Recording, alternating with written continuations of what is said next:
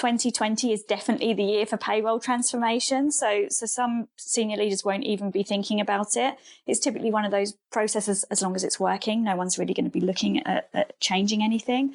But we recognise that it is going to need to change. So payroll managers can start preparing their senior leaders that this is coming and that they need to start thinking about the future. And that might mean budget.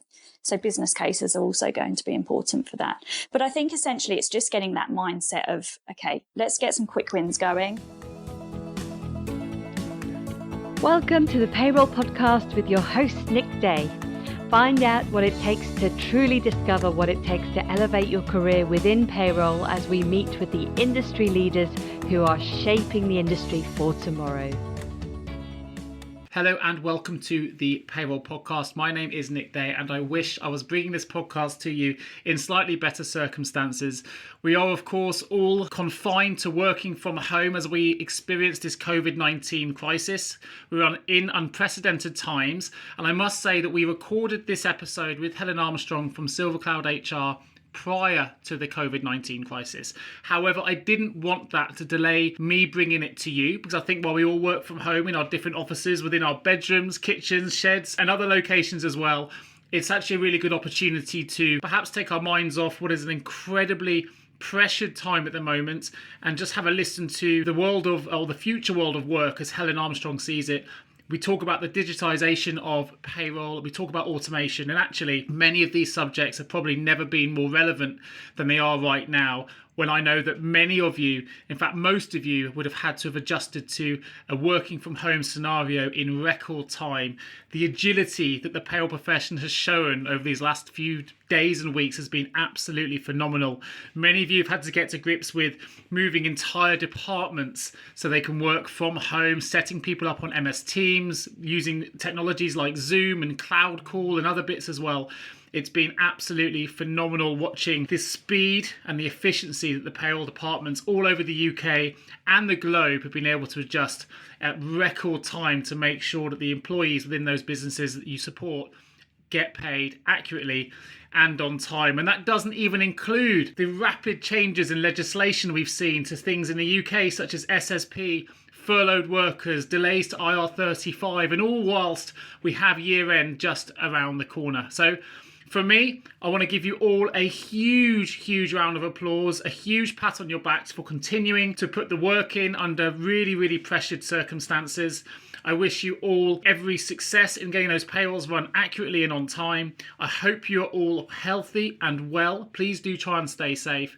And I hope, if nothing else, you can sit back, relax, and try and enjoy this really good episode with Helen Armstrong, who is CEO of Silver Cloud HR, a leading digital HR and payroll consultancy that work with UK and global businesses of 50 to 10,000 employees, where she helps transform their HR and payroll processes. It would also be remiss of me, while I have the opportunity, not to mention that I'm also founder and owner of JGA Payroll Recruitment. We're a specialist payroll recruitment agency, and it's a difficult time for recruiters as much as it is for the many industries affected by this COVID-19 crisis. So if you are listening to this and you do have a payroll recruitment requirement, be it on a temporary contract or permanent basis, then please do reach out to me at nick@jgarecruitment.com. We are fully set up for video-based capability interviewing and onboarding. And if that's enough for me, let's go straight to the podcast and let me welcome you to Helen Armstrong of Silver Cloud HR. 5 quick questions. So I started my career in HR 20 years ago. Makes me feel very old. But I kind of fell into what I was doing, really, because my first actual HR role was with Suffolk County Council at a time where they were just being entered into a joint venture with BT to form a new company called CSD. And the idea of that was that BT were going to throw a whole injection of money into the County Council to spend on technology to revolutionise what they were doing in terms of HR and finance and all the other support. So I started my HR career with that mindset of, okay, how can we do this cheaper and better? And as a 24-year-old, I didn't really realise that meant headcount reductions at that point. But that's been my focus from an HR point of view all my career, is looking at how do we deliver a service in a much more efficient and effective way, giving the end employee a better experience. So I worked in in-house roles for many years doing that, and then moved to London and was doing more of the same. And I was starting to get so many people coming to me saying, do you want to come and work for us and do, look at our processes, look at our technology, look at ways we can do things better. I started to think there must be a business in this. And so Silver Cloud was formed in 2009 and we've been going 10 years now. So for the first few years, it was just me, but now there's like 18 of us and we're looking at digitising HR and payroll across like the whole remit, from looking at what the roadmap should look like for a business, helping them choose technology, helping implement it, making sure that they're fit for the future, all those kind of things. It's all really exciting. But obviously in the 10 years we've been doing it, things have changed considerably. So, it never stays still. It's always something new that we need to look at. But that's how Silver Cloud formed effectively. So we're now supporting lots of customers, typically up to about 10,000 employees with any part of their technology journey, really. Fantastic. I know that obviously I came across you guys at a payroll technology conference where we were very much talking about the future of payroll. And that was when I was introduced to Silver Cloud. I know that certainly recently you've been much more heavily involved in payroll related sort of implementations and projects. What's your involvement at the moment then on the payroll landscape side of things, and how do you see the current payroll landscape and its place, I guess, within business at the moment? Yeah, so you're spot on. I mean, for the first half of our journey as a business, things were really starting in HR. And if you look at the 10 years we have been working across HR and payroll, we've seen so many changes with HR. So we've seen lots of, trends towards HR becoming more strategic, and how do we do that, to offshoring, all the shared service centres, looking at centralising HR, and then more recently decentralising again. There's been lots of phases for HR, but actually from a payroll point of view, things have stayed pretty much the same, and we haven't seen a lot of change within payroll.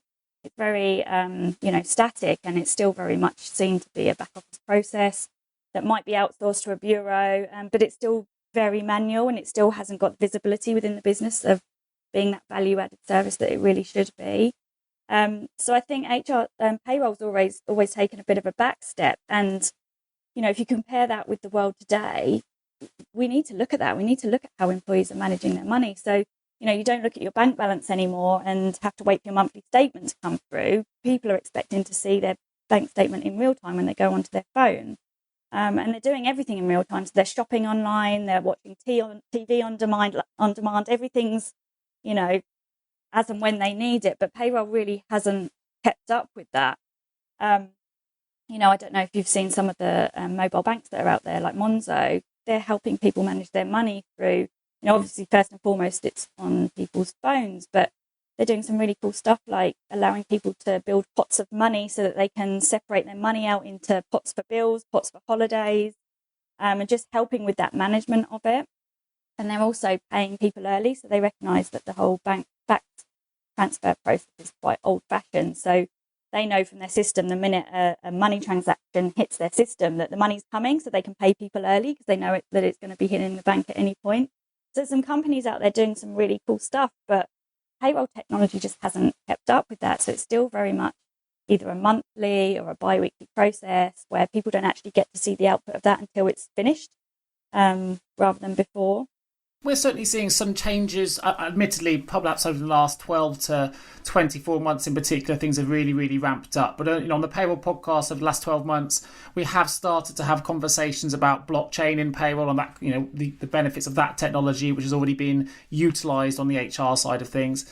We did a podcast with Peter Briffett and WageStream, which is very much talking about that pay on demand experience, and obviously they're one of the companies that are offering that. So at the moment, how would you see the payroll industry in its current form, and equally importantly, what are you seeing employees asking for going forward? Yeah, I mean, it's really an exciting time, and like you say, with the whole blockchain and RPA, robotic process automation, things are really starting to change.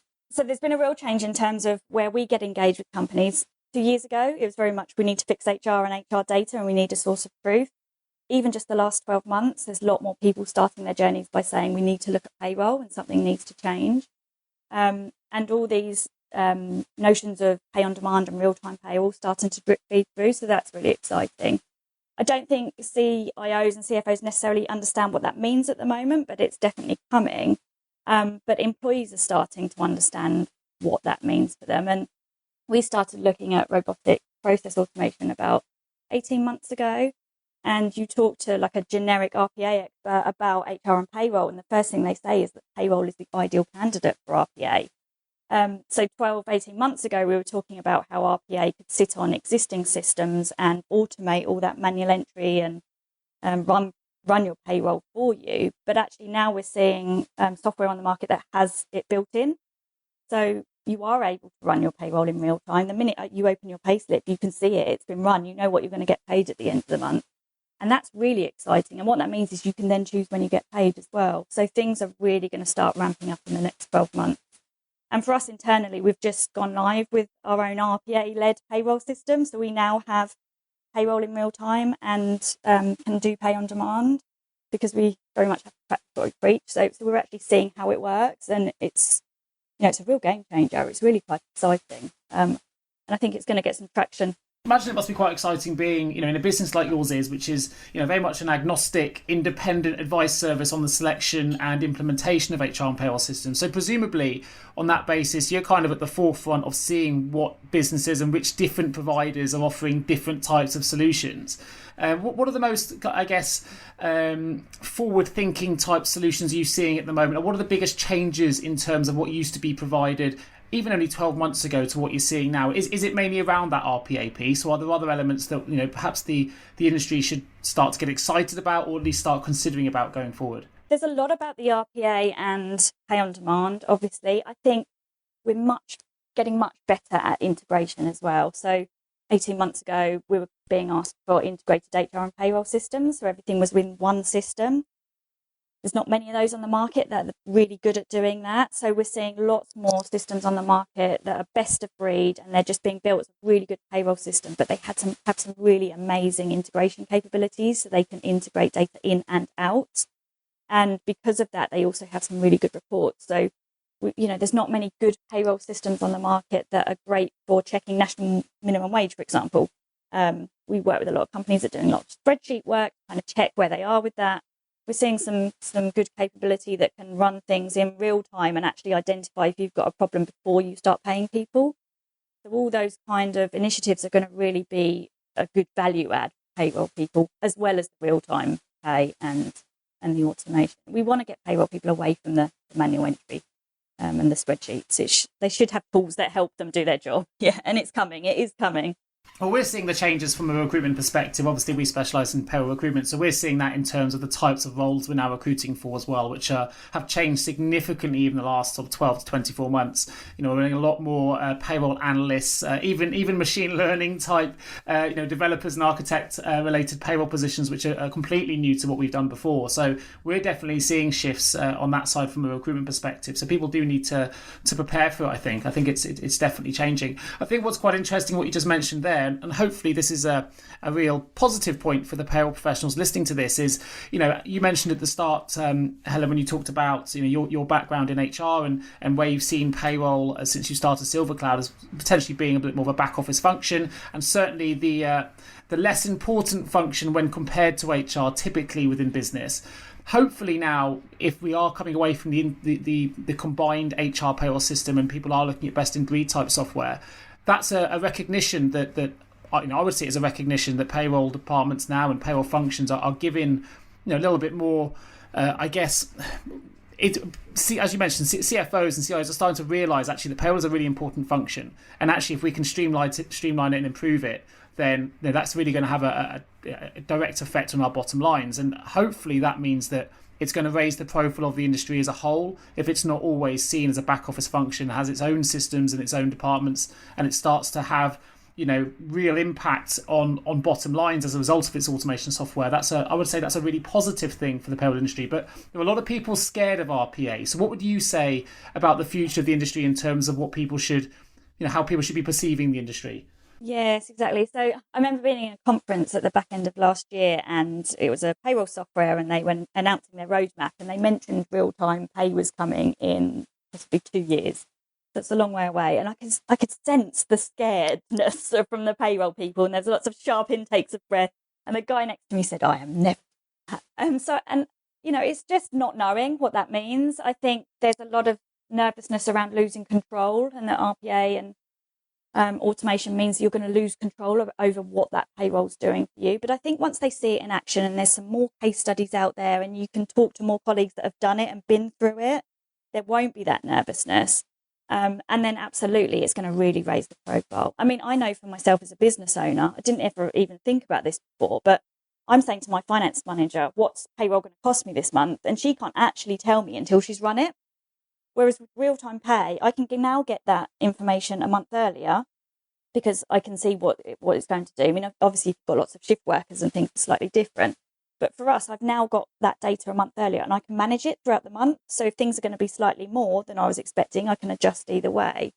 So they're the kind of conversations that in a much bigger business, those payroll managers are going to start being able to have with their CFOs and starting to look at trends. And the more reports get better, the more data payroll are going to have to actually speak to the business and use their knowledge to actually provide the value that they should have been doing all along, rather than just being the people behind the computers that are typing in the data and then pressing a payslip to go live.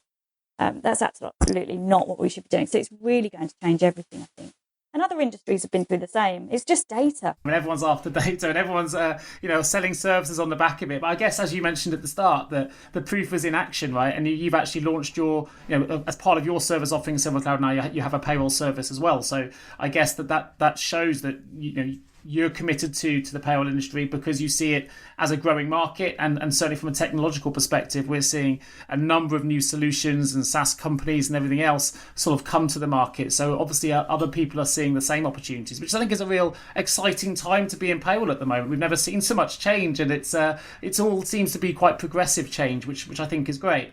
So as the expert, Helen, can you explain some of the more common or key issues that perhaps digitisation or automation can solve? You've mentioned a couple of them, like the manual entries, but is there anything else perhaps we haven't considered? I think one of the things to mention that is quite important is how we're attracting new talent into the industry. We work with a lot of payroll teams, and it tends to be people that have been in those roles for a long, long time. You don't often find someone that's new and been keen to get into payroll. People normally fall into payroll.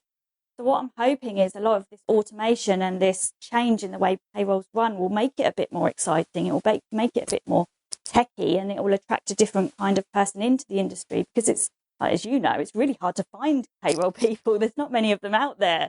So I'm hoping automation and a bit of a change will bring in this new talent. I really am. That's going to be a game changer. I think definitely, we see a lot of companies that they talk a lot about accuracy rates, and it's really important. But we were working with a company last summer, and their accuracy rates were almost 100%. It was amazing. But when you look at what they were doing for that accuracy rate, they were basically almost double checking every single calculation to make sure that it was accurate. And they had a whole team of people doing that. The amount of cost saving you'll get by not needing to do that, and by having some real automation and, RPA-led processes, the cost saving for a business is going to be massive. So if you look at what benefit it's going to bring some real competitive advantage to a business. If they can cut the cost of that admin down significantly, it can only be a good thing. And also, if, in terms of competitiveness, if your competitors start doing it and you don't, you're going to need to change to do it. So that's definitely something that we're going to need to be looking at. Obviously, another benefit is the change of the role for the payroll manager. It's going to make it a lot less admin focused and a lot more strategic. But obviously, there's not a lot of use cases out there to know how it's going to work. So there are all these wonderful checklists of things to say what benefits it will bring, but it will bring downsides. I don't think we necessarily know what those are yet. And it will make mistakes. So I think it's, seeing how it works actually in practice, and then hopefully the software vendors will adapt as they pick up on these things that need improving. But it won't be right first time. It's just one of those things we're going to have to keep an eye on, I think. I think you've raised some really, really good points. Talent management and talent attraction in particular is definitely one. And certainly we're seeing that as a challenge as a recruiter. Is something that we, clients are looking for new talent in particular. And there are some, a lot of good things happening. We've got a payroll apprenticeship scheme now, which a lot of more and more businesses are taking use of. And I do think technology will encourage more people to come into the market. And I think that's something that certainly here on the Payroll Podcast, we're really keen to promote, payroll as a career choice, certainly earlier in people's decision-making processes. And I think, the fact as we get closer to technology, I think that will become more attractive for people. We've had Max van der Klispersink talk about why payroll is a really good career choice on the podcast. And he talks about, you get the best of everything. It's the best of HR, you get to involved in technology, you get to, really make a difference to businesses and how economical they are. So there's loads of things for a payroll career to offer an individual. And I think, as you say, it's sort of getting that message out there to encourage more of them to come in. So I think that's quite exciting. I think that's a really, really good point that you've raised. And hopefully that's something that will excite people about some of the changes that are coming.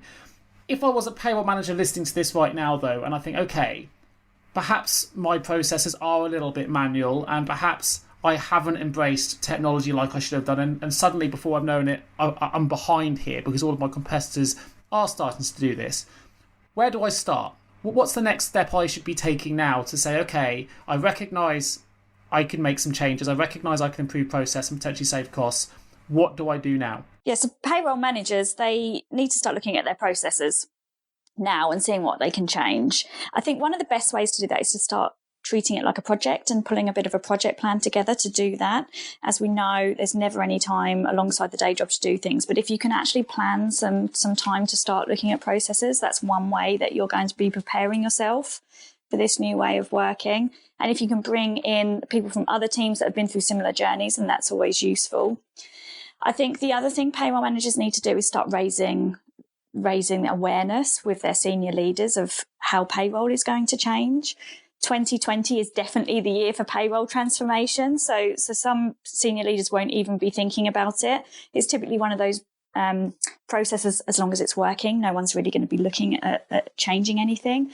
But we recognise that it is going to need to change. So payroll managers can start preparing their senior leaders that this is coming and that they need to start thinking about the future. And that might mean budget. So business cases are also going to be important for that. But I think essentially it's just getting that mindset of, okay, let's get some quick wins going. What can we look at first? Let's make some small improvements before we even think about the bigger ones.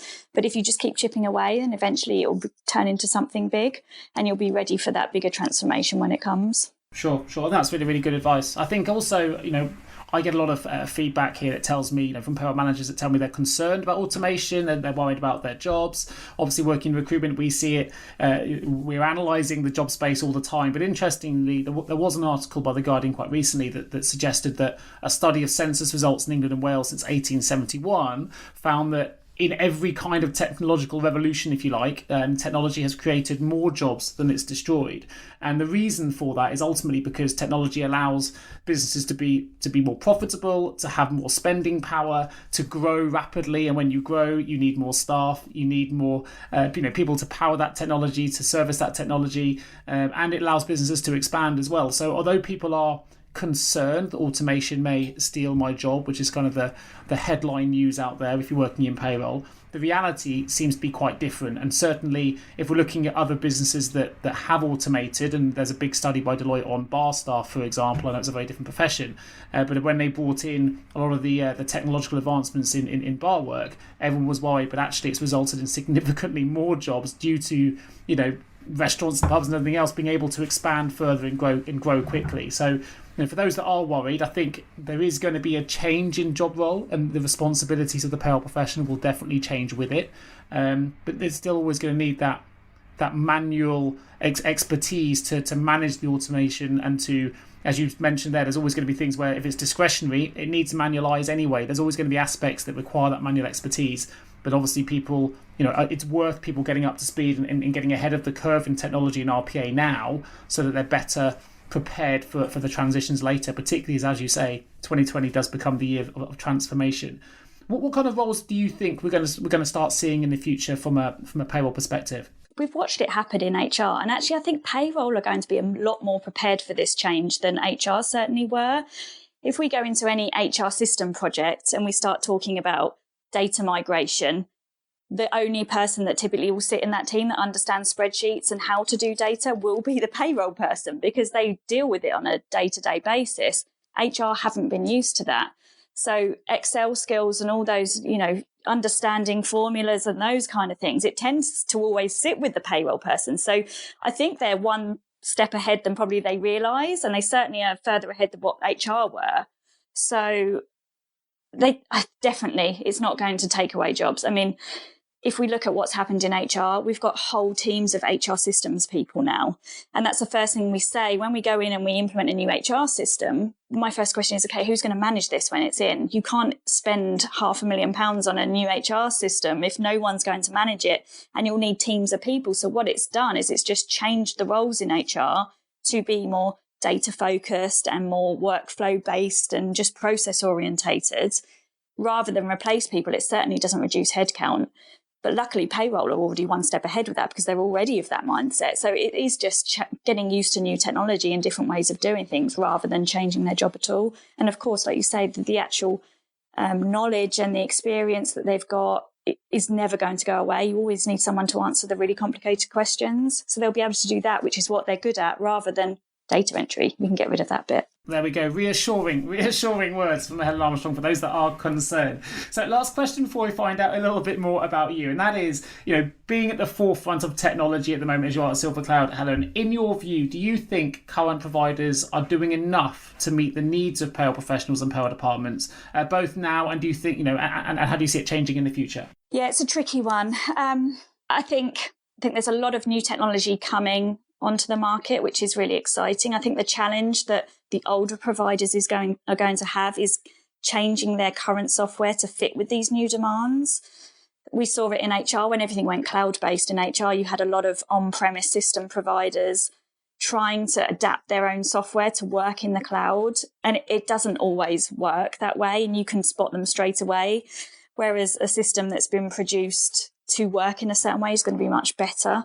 So I think we'll gradually see a change of the payroll providers that are being shortlisted. I think those that are being built now or have been built in the last 2 years are more ready for the change. They'll be able to adapt quicker. Some of the longer standing, more traditional payroll systems are going to struggle, I think. There's a lot of people looking at global payroll as well. That's really exciting. It's often been a challenge of how to make that work. So we're really excited to follow that trend and see how that's going to pan out.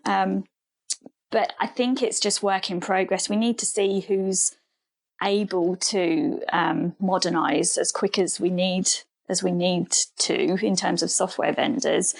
But yeah, I think we've let businesses down a little bit in terms of what we're able to offer in payroll. No one's been brave enough to change anything. Everyone's just making sure that everything's compliant and it works without thinking, okay, could we be doing this differently? So certainly I think the technology has held everybody back. But that's going to change, and it has to change, and it is happening. So it's exciting. Yeah, really exciting. And a great way, I think, to finish the first part of the podcast. But stay tuned. In a moment, we're going to find out a little bit more about Helen. But after that, we are then going to discuss a little bit more about the pay on demand. There is a webinar that you're going to want to stay tuned to find out all about as well. So we'll hear more about that.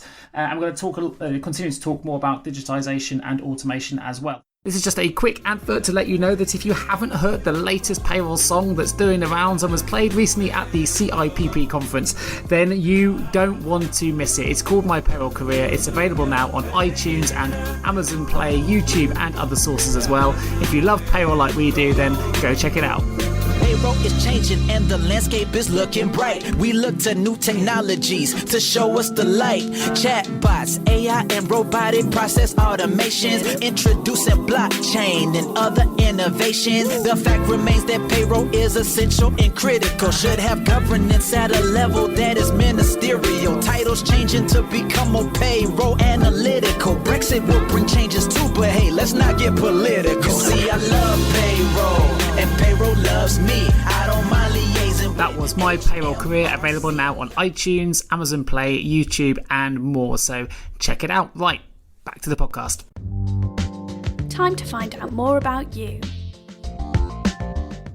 Let's find out a little bit more about you, Helen. Outside of your very busy entrepreneurial business, how do you relax in your downtime? Relax. That's an interesting word. So I've got 2 young daughters, Elise and Lucia, 9 and 6. So they keep me busy, but I'm heavily into the gym. I'm a weight trainer. So when I'm not at work, I will be lifting weights of some kind. I try and do it every day. I just think it's amazing for your mental health. So being a business owner, as anyone knows, it just doesn't stop. You don't get holidays, you don't get weekends, you don't get time off. So I have an hour of a day where I just knuckle down and just think about myself rather than everything else. And I'm also a chair of governors for a primary school, so that keeps me busy. So there's never a dull moment with that, with something interesting going on.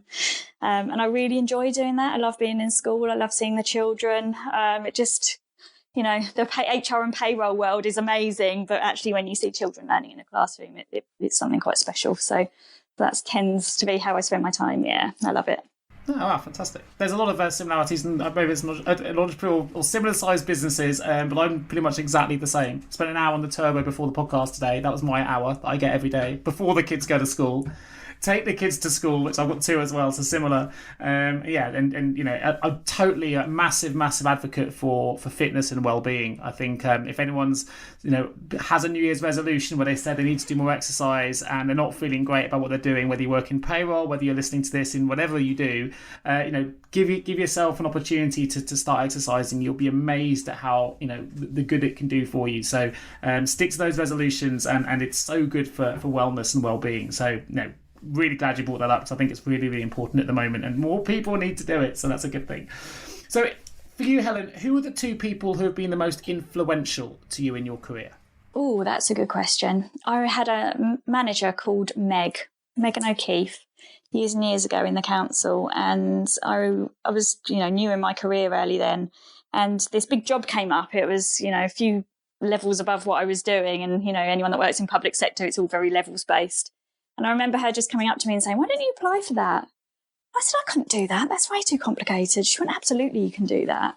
And it was just a simple conversation one evening, just as I was packing up. But she just gave me the confidence to actually think, well, maybe I can do that, and not, hold myself back because I might not feel that I'm at a certain level. And I honestly will always say just one of those conversations has set me up in good stead for not being scared to try something new. And, you don't know if you're going to achieve in something unless you give it a go. So she really stands out.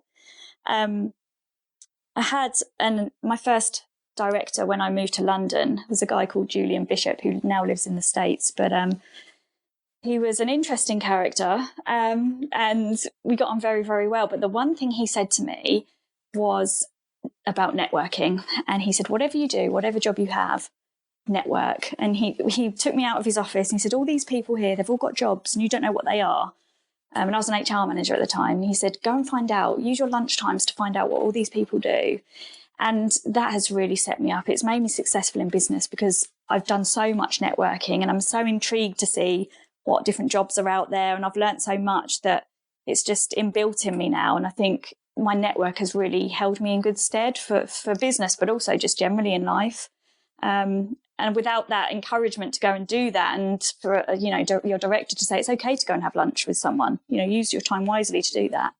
I think that was really good advice. So I always think back to him too. Fantastic. Well, huge shout outs then to Megan and Julian, and definitely the networking piece. You never know where it's going to lead, networking. Obviously, through networking, it's led you to being on the podcast with me today. So, always say yes to an opportunity, and you never know which path you'll end down. So I'm glad that you're passionate about it, or we may not be talking, and I'm glad that we are. So great news, great advice. If you could invite 3 people to a dinner party, and they can be dead or alive, who would they be and why? Oh, right now it would be Prince Harry. I'd love to know what was going on there. He would definitely be top of my list.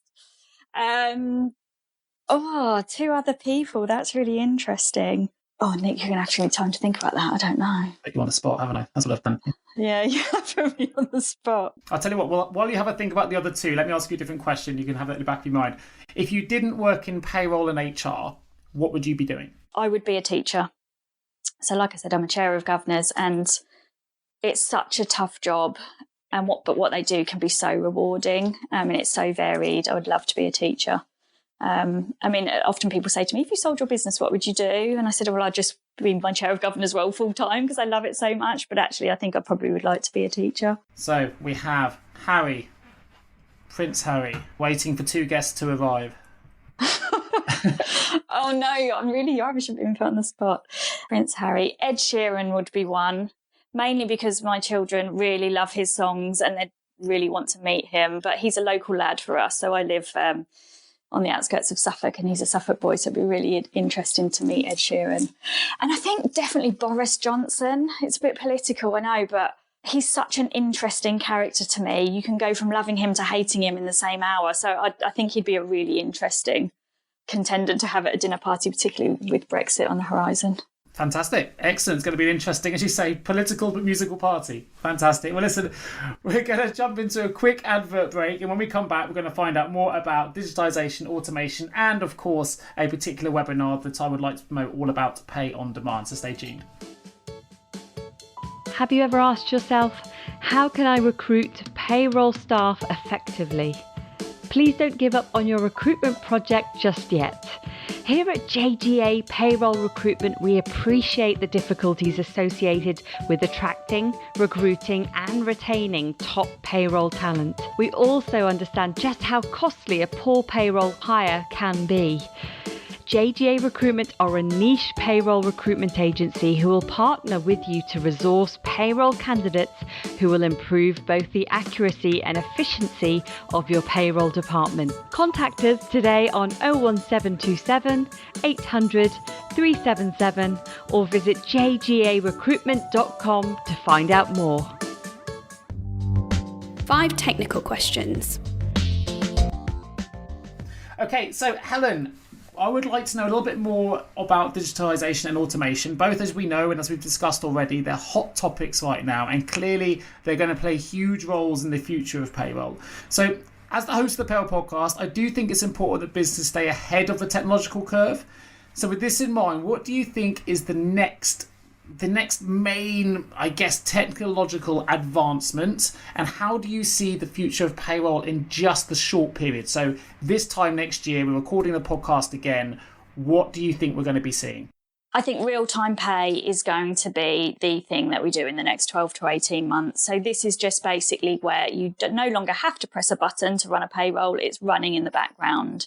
So it takes away all those monthly, bi-weekly processes of actually setting things up, and it's actually running in the background. It's quite a straightforward thing to do if your software allows it, but it's just going to take one major step out of your process and also give employees visibility over what their pay is going to be rather than what it was when they've had it.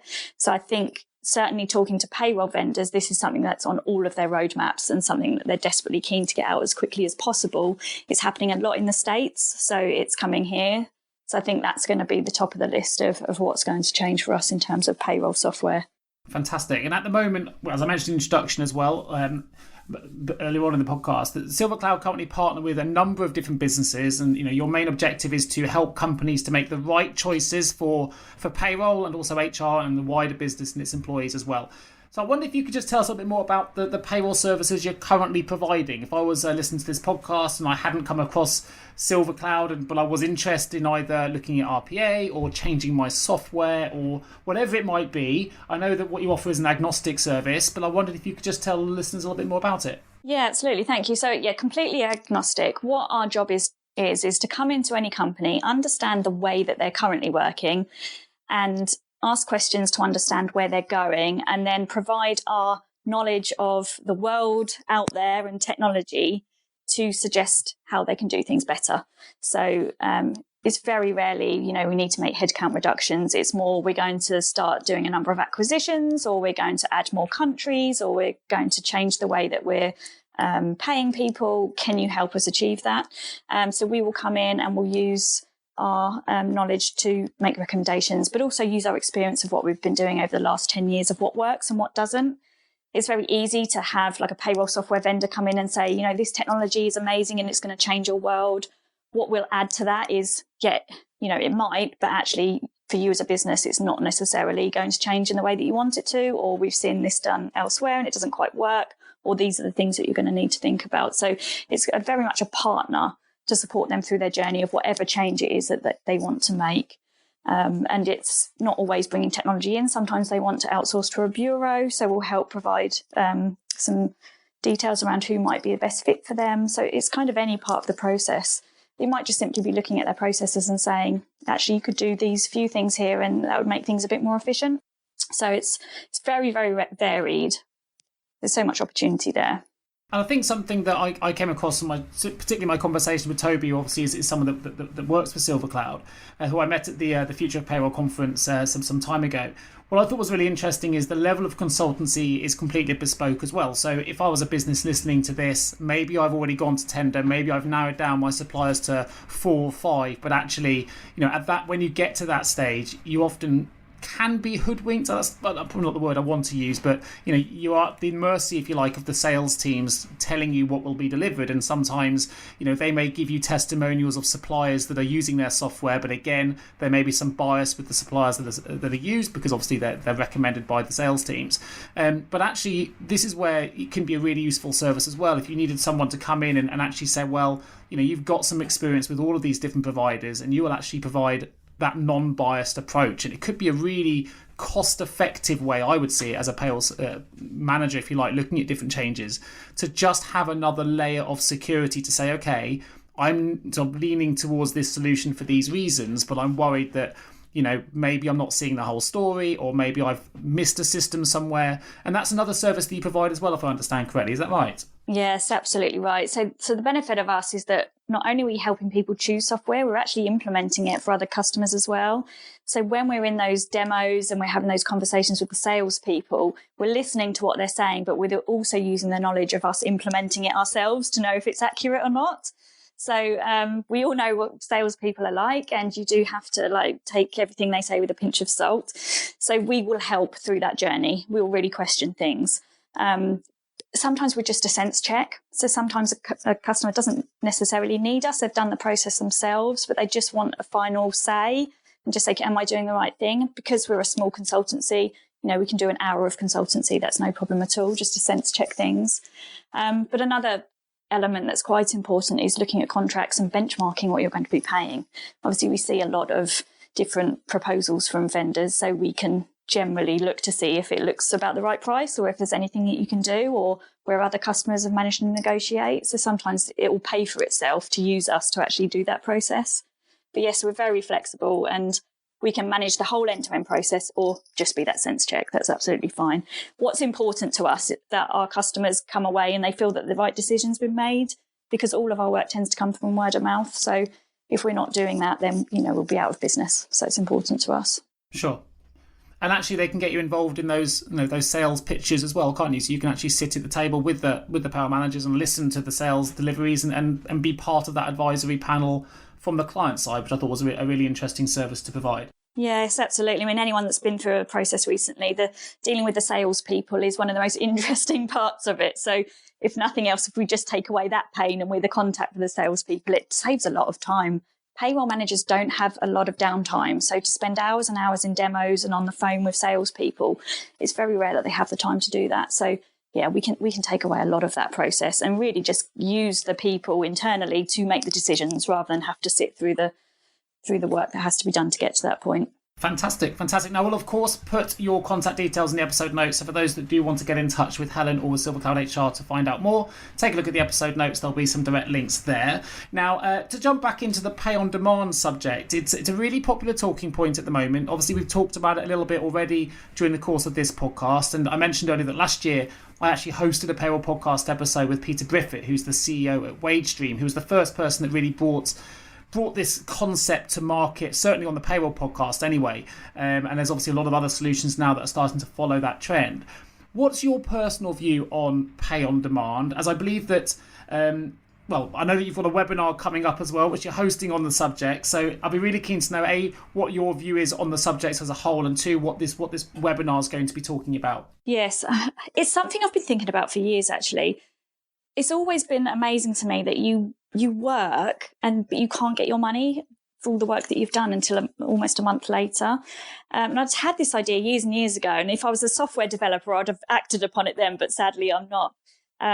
So when the actual topic of pay on demand started to come up more recently, it was just so exciting, because to me, I've been thinking about it for a long, long time, and it does make complete sense. If you as a worker have put the hours in, why can't you get paid? And we're seeing software out there now that will do pay on demand. Like for me now, we've launched it internally. I've got an app on my phone and I can see what I've earned to date and I can draw down on that. And why shouldn't I? I've earned it already. So it makes complete sense. The problem we've had is that technology hasn't been there to support that process. And HMRC obviously need to be informed about any payments that are made. So it's only just now that software's available to allow us to do that. And HMRC are still informed before any payments have been made to an employee. So it's compliant. So I think it's really exciting. And if you think in terms of how businesses run, if you were, say, a care home, for example, and you were trying to fill a last-minute shift, it's going to be a lot easier to find someone to fill that shift if they know they might get paid the following day than if they know they've got to wait for 2 weeks or 4 weeks to actually get that money. And it just gives employees a lot more engagement with their pay. It's just allowing them to access what they need. And financial well-being is a topic that's been talked about a lot in HR teams. We're focusing on mental health, but financial stress is actually one of the biggest triggers, particularly for men, with their mental health issues. And, if we can allow employees to have more control about when they get paid, then hopefully it will help towards that element as well. And now technology is available, we can really start doing this. It's quite exciting. Now, I'm not a payroll processing professional. Obviously, I'm 20 years in payroll recruitment, so we kind of get a lot of feedback. But I'm not at the at the user end of things. But I have heard some feedback in relation to pay on demand for some people that have been implementing it, and there've been a few issues in relation to, or challenges, shall I say, in relation to how pay on demand works in relation to RTI and national minimum wage. So. Have you come across any problems with those two elements at all? And are things being done to resolve those issues? Yes, they are being done to resolve them. So I think there were some early innovators out there that were offering pay on demand that hadn't quite thought through that RTI, HMRC, national minimum wage thing. That the payroll company that we've used, they do think about that and they are compliant, and that's something that we obviously had to check. But you do need to be very careful, and this is sometimes why using a consultancy can be useful, because if you're not asking those questions you might not necessarily know. But I think there were, like you say, some early adopters that kind of jumped a bit too soon and hadn't figured out the answers to that. So it is important that you cover those things off. And is it still, and again, I'm not a payroll expert, this is just feedback that I took on the subject, so I thought I'd raise it, and you may or may not know the answers, but I know that there were initially some issues as well, that in the sense that any drawdown has to be reported before it's paid, or it's a PAYE failure.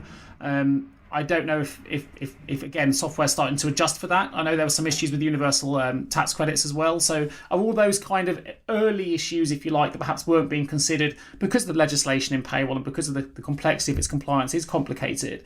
I think obviously some of these issues were potentially overlooked at the start, but are we starting to overcome some of those challenges now? We are, yes, we are. And certainly the system we're using internally, it does inform HMRC before anyone gets any money, so it's completely compliant. But I think it depends who's building the software. So we know the person that owns the company we're using was an ex-payroll person, so they're going to know their stuff. And we see it across all payroll and HR systems. Sometimes we see things in demos and you think, who has designed that? It's certainly not an HR or a payroll person. And you can imagine a team of young developers thinking, oh, that's a good idea, and not actually realising there's a compliance issue off the back of it. But it's going to be slow, but we'll get there. We will get there. But payroll managers do need to be asking those questions. Don't just assume that everything is compliant just because you're seeing it on a screen in front of you. Yeah, fantastic. I mean, really important and fantastic advice. And obviously, hopefully, I'm assuming that some of this is going to be covered in your upcoming webinar. Yes, absolutely. We'll cover it all. Questions to ask. It's very important. When's the webinar due to go live? We haven't fixed a date as yet, but you can register on our website. I think hopefully you can send a link out for us. And then as soon as the date is released, we will send that out. As with anything, everything has to be on demand. So if people can't attend that date, they'll just get a recording afterwards. But yeah, register on the website. I'll make sure there's a link. So for those that are interested in pre-registering, take a look at the episode notes and I'll make sure I include the link so you can pre-register for the Pay on Demand webinar with SilverCloud there straight away. Now, almost to the end before we open the vault, I wanted to mention this because it's something that I've been quite keen to champion through the Payroll podcast myself, and it's something that I think in the payroll industry there's a lot of examples of, which is, I guess, women entrepreneurs and women business owners in payroll is probably more common in this industry than in some others. I know obviously SilverCloud HR with yourself, Helen, is a woman-led business, and I know that you're very committed to supporting women in technology. So I wonder if you could tell us a little bit more about, what you're hoping to achieve and what you've been doing to really promote supporting women in tech. Yes, it's a topic I'm very passionate about. I think one of the biggest things that we've certainly found is useful is to offer the flexibility. It's not just women that need flexibility at home. There's a lot of dads that are parents as well now. So it's not just a women issue, but for us, what we do is everyone works from home. They have their contract hours and they can work them when they like. So as long as the job gets done, I don't mind when they're doing it. It's about outputs, not inputs. And I think that really helps people manage their home lives and allow women, certainly in our business, to have employment and meet all the demands of home and life and all the other things they have to fit in, going to the gym, all that kind of stuff. So that's really important to us. And I think as well, just being out there and saying, you can do it. There's so many support mechanisms in place now. And actually technology really supports women in business. So I've streamlined how I do my food shopping and my to-do lists and, all those other kind of things. I use technology to help me in my day-to-day life. Which just frees up time and then allows us to fit in everything that we want to do. But it is a topic I'm very passionate about. But I think one of the key things is flexibility, but also women having the confidence that absolutely they can just go and do whatever they want now. You can be a parent and be a business owner or a woman in business, whatever you want to be. There's nothing holding us back anymore. Yeah. And you mentioned tech there. Obviously, tech is supporting those home working initiatives as well. We can log in online now. There's so many sort of remote working pieces of kit that we can utilise. We use them here at JJ Recruitment as well. So, we're just starting to test some of that software for ourselves. I know from meeting your colleague Toby, because he lives in Tidmouth and I'm in Exmouth, so we're near Tidmouth, so we're not a million miles away in Devon, and it was so strange to actually meet remotely. And I was like, I just made the assumption that all of you guys are in London, but actually all of your employees are fully remote, which I think is fantastic. Yes, all of us. I mean, and the other thing for us as a business is it keeps the cost down because we don't have a big office to service. But also it keeps our spread wider so that when we've got a client, say up in Scotland or down southwest, we can meet those needs as well. So it works both ways. Exciting time. So last question before we open the vaults, and that is, obviously you've grown to 18 staff now. You've moved into payroll services as well with you recruit of a new payroll bureau manager and offering that pay on demand service. What is next for SilverCloud? We want to do more of what we're doing well. I think we did our strategy day at the beginning of 2020 and did our usual SWOT analysis. One of the opportunities is definitely payroll. We're focusing on payroll. That is going to be our focus, certainly for the next 12 months and beyond. So we want to do more in that space and do more projects relating to payroll and just have a wider reach, really. There's still a lot of companies out there, I think. They think they can't afford consultancy. And we work with a lot of small companies. Some only have 25 employees. And we're really passionate about providing our service to every end of the spectrum. So we're putting together some SME packages just to help people through the process of HR and payroll digitisation. So it's definitely growth is the plan for us, and just connecting with more and more customers, really. Fantastic. Well, it sounds like you've got a fantastic business offering a great service and you really got your finger on the pulse of new tech. So I think it's been amazing. Let's open the vault. Entering the vault. One piece of advice you would give to someone working in payroll right now? One piece of advice. Get excited about the technology. Start researching it. See what's out there and start reading up so you can start preparing for it. It's very exciting. If you had the power of foresight and you could change the entire payroll industry with one action or improvement, what would that action or improvement be? Well, obviously automate the whole process. That's what I'd like, so that payroll managers are actually providing advice rather than actually doing the processing. Excellent. Perfect. In hindsight, what's the one thing you now know that you wish you had known when you began your career? I think with hindsight, definitely to be more brave. I think sometimes we hold ourselves back because we just assume something can't be done or you can't make a change. I've never, ever been in a business and said, why don't we change this? And someone said no. So I think it's being more brave about change. Change is the future. And anyone that's good at change tends to do well in their careers. So it's being brave around that. Excellent. Love that. And last question in the vault. What's the most common reason you come across for businesses failing when it comes to providing a robust payroll service? Quality of data. And it's often not led from the payroll team. It's coming from HR. We still have a lot of HR teams that are really not good at auditing and managing their data quality. So that's the one thing I think HR can certainly do better at. It's being 100% accurate in what they're providing to payroll. Fantastic. And that just about brings us to a close. Helen, thank you so much for joining on the Payroll Podcast. I don't know where the time has gone. It seems to have flown by, but some critical subjects that are real hot topics that we managed to discuss today. If people are listening, obviously I will put links in the episode notes. But are there any particular links you would like to highlight online where people can connect with yourself? Just connect with us on our website. You can see what services we offer, or I'm always willing to connect with people on LinkedIn. So find me on LinkedIn. It's always really nice to have a big network on there. Fantastic. I'll include the link if you are interested in getting there straight away before accessing the episode notes, and you can go to silvercloudhr.co.uk. I will, of course, put the pre-register link for the Pay on Demand webinar on the episode notes as well, along with Helen's LinkedIn profile. So if you are interested, check those episode notes and you can go direct to those links. Of course, I must just mention, while I've got you all listening to the end of this podcast, if you do have a payroll-related vacancy that you need some support with and you want to work with a payroll specialist who's got over 20 years in the industry, please do get in touch with me directly at nick@jgarecruitment.com, or you can give myself or any of my excellent team a call on 01727 800 377. That just about closes us up, so thank you ever so much for listening, everyone. I look forward to bringing you the next episode of the Payroll Podcast real soon, and a huge thank you to Helen Armstrong today for joining us and sharing such excellent content. It's been an absolute pleasure. And I'll speak to you all again real soon. Thank you so much for tuning into the Payroll Podcast with Nick Day of JGA Recruitment. If you need help with a current payroll vacancy, then please get in touch with Nick and his team. All contact details can be found in the episode notes. In the meantime, to make sure you never miss a future episode, please subscribe to the show through any of your favourite podcast channels. Till next time.